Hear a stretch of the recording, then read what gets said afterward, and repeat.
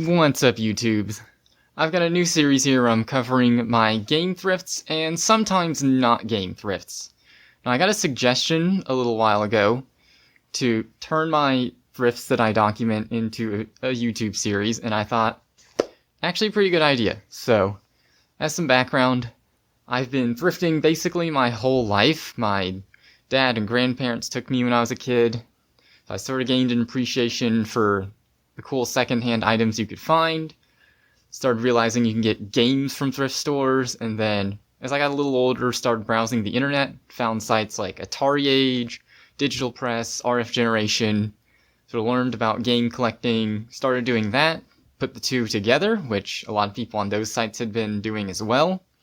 They call it, finds in the wild. And I've built up my game collection over the years, mostly from things I found at thrifts, or things that were new at the time. Game stores, eBay, those are sort of my lowest liked solutions. I've been documenting my thrift finds since 2015 on sites like Atari Age and Twitter, which kind of surprises me because I've been looking at other people's thrift finds since about 2011, 2012, so I thought maybe that's when I started documenting them. But it's a little bit younger. And to start in 2021, I can now document these in video form, give some extra thoughts, and honestly add a little more discoverability to these thrift finds. Alright, so to start off the roundup here, I'd like to throw in some things from late December, which kind of count as this year. So I went and found Jet Grind Radio. That was a pretty good find for me, mostly just because I've never seen a Dreamcast game at a thrift store in forever. I really don't understand why it was called Jet Grind initially in America, but this is one out of 4 Dreamcast games I own now. And, supposedly it's a good one, so I can try it at some point. Next here we also have Ape Escape I found in this late December thrift run. This was a game I played as a kid on PlayStation. Big fan. I own Ape Escape 1 through 3 now, which I remember finding Ape Escape 3 at a thrift store and was like, I had no clue this existed. As far as I had known from reading game magazines, Ape Escape 2 was in development hell and maybe didn't even come out. So, I have a whole series to look for. And then finally, the last thing I got in this late December thrift run was Fight Club, the video game. I just thought this was some weird random game. There wasn't a new Fight Club movie or anything. It was just made out of nowhere. So I like getting just random games from thrifts that are literally just what is this game?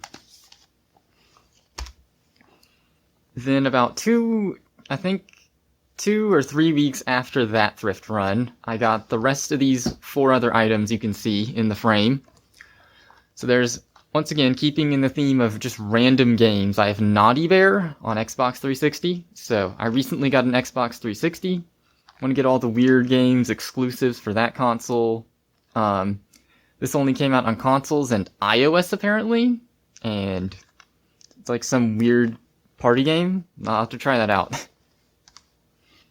And I think this was at the same thrift store. I also found a boxed copy of Doom 3 on PC. So I'm not that much of a PC collector, but I thought, this is a classic title, I've played this and liked it. I can at least have this, I can have a super curated collection of PC games. If we open the box here, though, I was kind of disappointed. I mean, this is a 2003 release, so even then, the PC release here, it has the game, which is still sealed, surprisingly. We have, this quick guide insert with the controls. And then we just have the manual, and that's all it comes with. So, a little boring in that regard, but still a different thing for me, not owning many PC games. And then last time that I got here, this is actually kind of a more practical find. This is one of those wireless sensor bars for the Wii. I can remember seeing these all over the place in retail, up until the Wii U was discontinued. These are really practical because I don't keep my Wii or Wii U, hooked up with the sensor bar all the time, and having a sensor bar that doesn't need any wires really helps. I was kind of surprised. When I looked inside this, there's no pairing, dongle, which you would think it would have. It's just the sensor bar. I guess that, from a technological perspective, that actually makes sense. So the sensor bar only sends the IR signal that the Wii remote reads. So that plug that the main wired sensor bar uses is just power. There's no data. And then finally, the last thing I found in this thrift run, this was at the first thrift store I went to actually, is this track and field challenge by Konami plug and play TV game. So this is actually a shout, I think, to the track and field NES game that Konami made, which is like a holy grail rare item. And that kind of freaked me out when I saw this initially. When I took a second Google, I think this is like, if we look at the back, it's based on the PlayStation 1 game that was also called Track and Field. It's like the sequel to the NES one. It's basically a power pad plug and play. Plug and plays, I feel like, are kind of a collectible item. Sort of like a nostalgia thing for my generation as someone that was a kid in the early 2000s. I have some good memories of like the Atari and the Namco arcade plug and plays. SpongeBob plug and play. Things like that. And I don't really document sort of my runs through the thrift stores on video, but I did take a picture of this sign. I just thought it was kind of funny. So moving on, this is the second week of January 2021. The second visit, I should say. Been going bi-weekly recently, so this would have been 2 weeks after the last look at the thrift stores. So here I found first, at the first location, there were 2 random PS2 games. They're literally, this is kind of my favorite thing to find at thrifts, just literally random games. So we have Champions Return to Arms, published by SOE, so maybe decent. It's very typical, like, late 90s, early 2000s RPG art. Then we have this just generic shovelware-looking Sid the Dummy, like he's T-posing on the back. It doesn't get more jank than that. Apparently this came out in like 2008, so I don't know if it's multi-platform or what. It's got like the default label on the side from the Sony template, it looks like even. It might be so bad it's good, who knows. Then from another thrift store I found Sonic and Sega All-Stars Racing with Banjo Kazooie. Haven't actually done the research if the Banjo Kazooie got put maybe on the Xbox One version of, Sonic All-Stars Racing Transformed? I have no idea if this is the only time Banjo appears, but I want to get those Xbox 360 exclusives. This basically counts as an exclusive. And then finally from another thrift store, I found the Hobbit PC. So this was mixed in with a few other PC games. This was the only one that looked kind of interesting to me. I guess going back to the Doom 3 that I got earlier, kind of want to get like a curated collection of PC games. Thing that got me to get this one. So it's got this free collectible trading card. If I open this up, actually, it does seem to contain everything it would have originally come with. So we got the game CD. No CD key, unfortunately, so I can't get this on Steam, although I don't think it's on Steam. There's 2 random floppies, which I don't know what they have on them. So I can find out. Got the manual. Got the trading card that is mentioned in the front, and control reference, so looks like it has everything. Yeah, the CD's in the case and everything. 1 of 2. 2 of 2 on the back. We're good. But yeah, there was a article that came up when I googled this game talking about sort of the weird history. How Sierra had like Sierra's parent company had rights, I think, to the Lords of the Rings movies, but EA had the rights to the actual games based on the movies, so this was like a workaround to get something. We'll see. This might be in the cutting floor if my PC collection gets too big, but right now I only have like 3 or 4 boxed PC games, so I can enjoy having this.